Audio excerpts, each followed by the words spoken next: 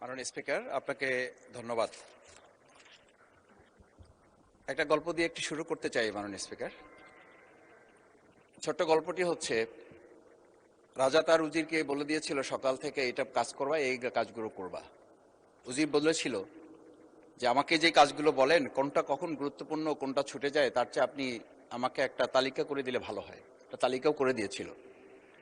তালিকা দেখে দেখে সে কাজ শুরুই করেছিল। হঠাৎ করে রাজার মনে হলো সে একবার শিকারে যাবে।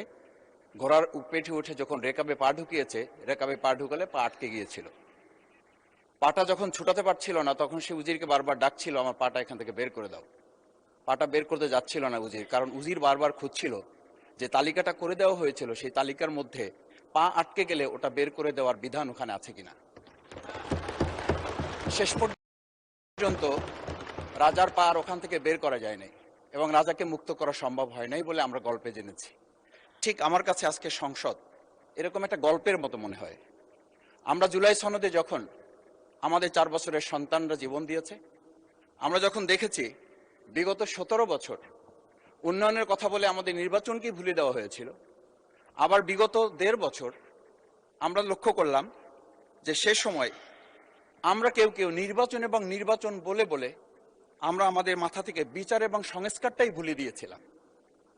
আবার এখন এসে আমরা দেখলাম যে আমাদের নখের কালি শুকাতে না শুকাতেই উন্নয়নের কথা বলে আমরা আবার জুলাই সনদটাকেই ভুলে দিতে বসেছি।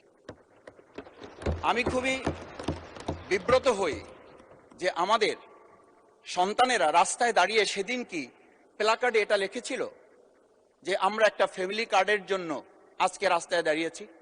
সেদিন তারা দাঁড়িয়েছিল, মাননীয় স্পিকার, সেদিন তারা দাঁড়িয়েছিল, লেখা ছিল রাস্তাগুলোতে আমাদের সন্তানেরা বুকে গুলিবিদ্ধ হয়ে পা হারিয়ে চোখ হারিয়ে দাঁড়িয়ে রাস্তা ব্যারিকেড দিয়ে লেখা ছিল রাস্তা সংস্কারের কাজ না, রাষ্ট্র সংস্কারের কাজ চলছে। আমরা যেন সংস্কারের কথাটা মাথায় নিতে পারছি না।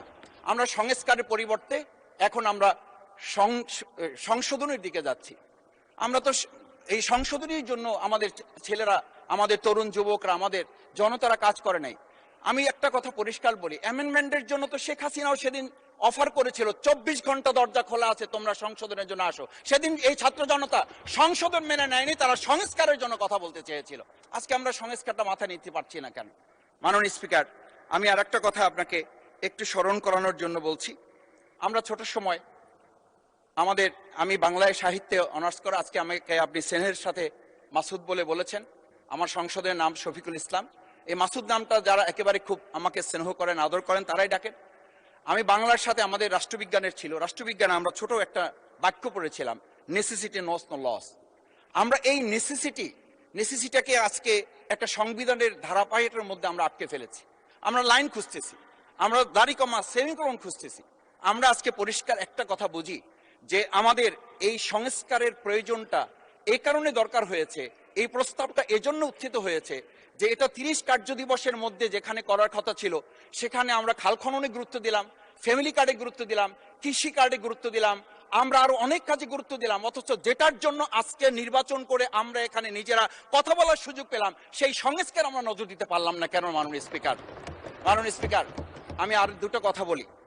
আমরা আমাদের প্রিয় মাতৃভূমি বাংলাদেশ, এই বাংলাদেশের সামগ্রিক প্রয়োজনকে সামনে রেখে আমাদের একটা কথা মাঝে মধ্যেই বলতে হয় যে আমরা যখন এই রাষ্ট্র সংস্কারের কথা, আমাদের সংবিধানের ধারাগুলোর কথা বলি, আমাদের কাউকে আমরা এই কথা বলতে শুনি যে গণভোটে যে 4টা বিষয় উল্লেখ করা হয়েছে, আমাদের এই 70% লোকরা ভোট দিয়েছে, 51% সরকারি প্রতিনিধিত্ব করছেন।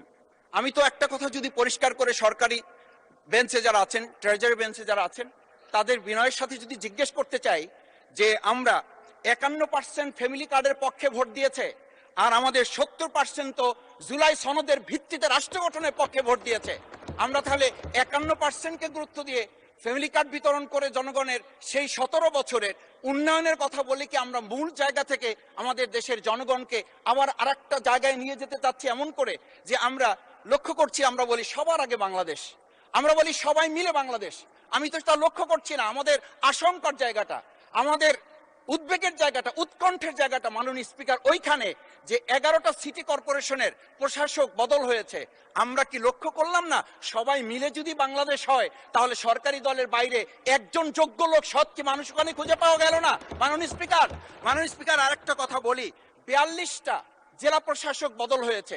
মাননীয় স্পিকার এই পাশ থেকে প্রায় কথা বলি যে এখানে বলা হয়েছে যে মানে আমরা সবাই মিলে বাংলাদেশ, সবার বাংলাদেশ যখন বলি সবাই মিলে দেখি টেবিল চাপড়িয়ে আমরা এই মহান জাতীয় সংসদকে খুবই সরগরম করে ফেলি।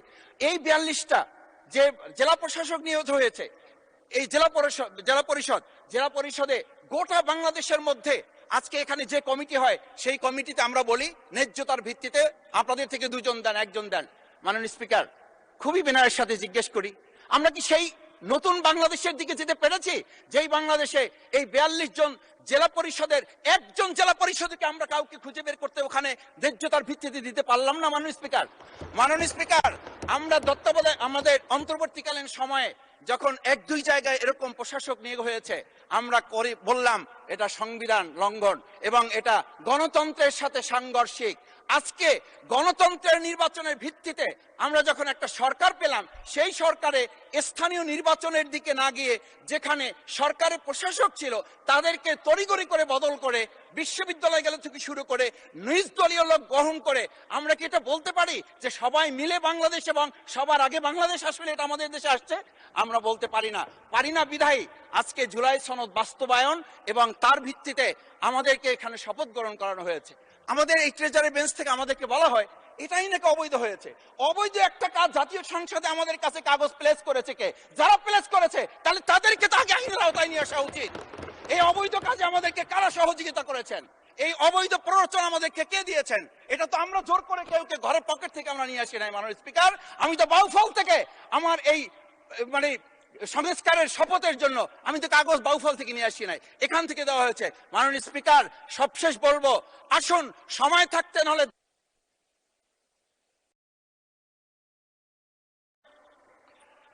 ধন্যবাদ মাননীয় সদস্য।